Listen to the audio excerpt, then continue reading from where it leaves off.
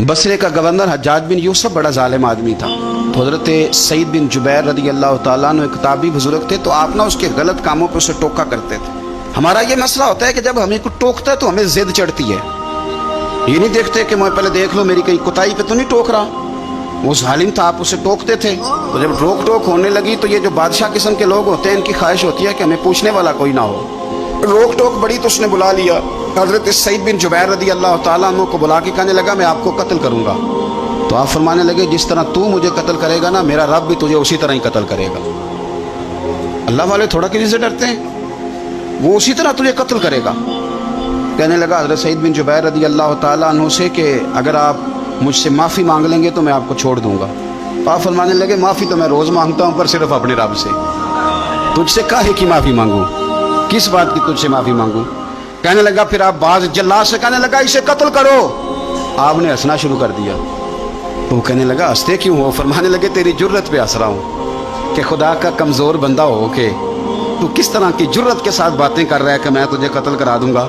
उसने कहा पकड़ो, और गुस्से में आ गया, पकड़ो और इन्हें कत्ल करो। जब कत्ल करने लगे तो आपने मुंह काबे की तरफ कर लिया और पढ़ा इन्नी वज्जहतु वजही लिल्लज़ी फ़तरस समावाति वल अर्द हनीफ़न वमा अना मिनल मुशरिकीन। काबे की तरफ मुंह करके ये दुआ पड़ी तो कहने लगा अच्छा इसका रुख फेर दो काबे से। तो आपका जब रुख फेरा तो आप फरमाने लगे तो बड़ा ही बेवकूफ़ है, फ़इन्नमा तुवल्लू फ़सम्मा वजहुल्लाह। तुम्हें पता नहीं मुंह जिधर भी करे अल्लाह उधर ही होता है। तू बड़ा बेवकूफ़ है, तू काबे से रुख फेर के समझता है कि अल्लाह कोई माज़अल्लाह मुक़य्यद है। इधर रब तो हर तरफ है, जलवा तेरी ज़ात का कू बकू है। मैं जिधर देखता हूँ उधर तू ही तू है, जिधर देखता हूँ उधर। जे मैं तेनू अंदर जाना तो फिर मुक़य्यद जाना, तो जे मैं तेनू बाहर जाना तो अंदर कौन समाना। अंदर भी तू है ते बाहर भी तू है ते बुल्ला कौन नुमाना।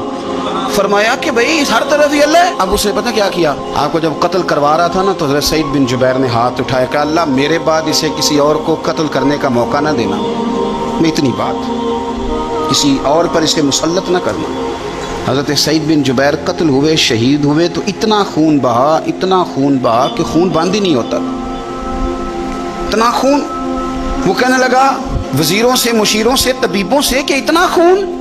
तो वो कहने लगे बादशाह ये खून बताता है कि ये बंदा तुझसे डर के नहीं मरा, वरना तो तलवार बंदे के करीब आती है तो खून खुश्क होता जाता है, वरना तो हुक्म होता है सजाए मौत का तो लोगों के कपड़े ढीले हो जाते हैं, जिस्म कमज़ोर हो जाता है। ये बंदा नडर था इसलिए इतना इसका खून निकला है कि इसे कोई डर नहीं। हज़रत सईद बिन जुबैर को कत्ल करने के बाद ना हज्जाज बिन यूसुफ 15 दिन जिंदा रहा है, सिर्फ 15 दिन। कैंसर हो गया पेट में, इतनी तकलीफ हुई कि जिस बीमारी को आज आप कैंसर कहते हैं कि किसी की समझ में नहीं आता था। तबीब गोश्त की बोटी डालता था धागे के साथ पेट में, तो बाहर आती थी तो वो गल सड़ के बाहर निकलती, उसके अपने भी उसके कमरे में नहीं जाते थे। ओ यारो, जुल्म करते हुए लोग सोचते नहीं कि इसका हिसाब कितना भयानक होगा। रात को चीख मार के उठता, घर वाले कहते तुझे क्या हुआ। 15 दिन जिंदा रहा, एक रात सो नहीं सका।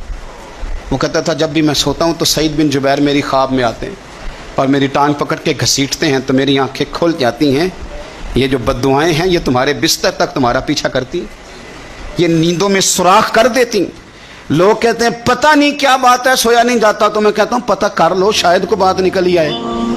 पता कर लो, देख लो, गौर कर लो, तवज्जो कर लो, शायद को बात निकल आए। अगर निकल आए ना तो फिर तौबा कर लो, और अगर निकल आए तो फिर माफ़ी मांग लो, अगर निकल आए तो फिर अल्लाह से डर जाओ, अगर निकल आए तो फिर एहतियात कर जाओ। लेकिन बातें निकलने पर भी हम मानने को तैयार।